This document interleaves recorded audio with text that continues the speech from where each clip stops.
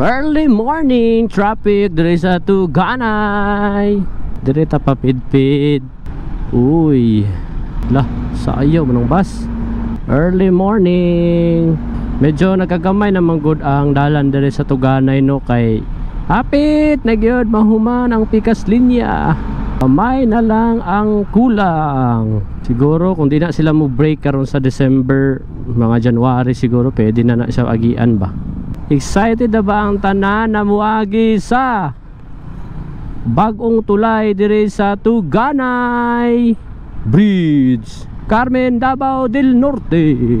Hapit na gid guys, oh, kay tanggalan na nilang tabon-tabon ba para asa ka atong gibuhat nila na tabon-tabon kunuhay diri sa bridge. Dili siguro nila gusto makita ang pagtrabaho sa tulay.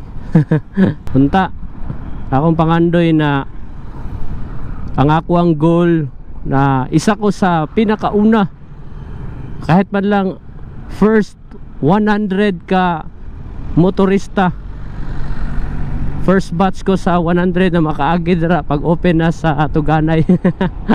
Grabe, sayo kay taning labay ganina traffic karon nagsayo puta og uli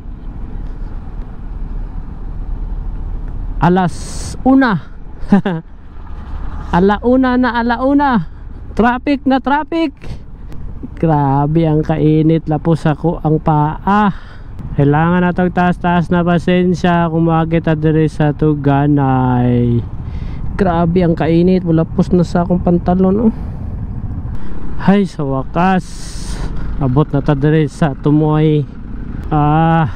Grabe, nagsagol-sagol na ang kainit sa adlaw o ang kainit sa mga tambot. So gamay na lang jud ang atong paaboton. Open na nila ning bag-o. Sunod ko sir ha, nadalan diri sa Tuganay. Ano makatunog bro tadi kadugayan. Hala ka. Kuya na kay mga silbato sa mga dagko na truckron ba kay nanay ringtone,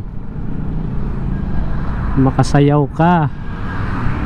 Napatuyo ba silbato no? Ayaw cool, ayaw cool. Oh, left and right, padulong ag Davao og pauli, automatic traffic ayaw. Alright, so muna karon ang update dire sa Tuganay as of December 2023. Grabe oh, layuan na sa traffic abot dire oh.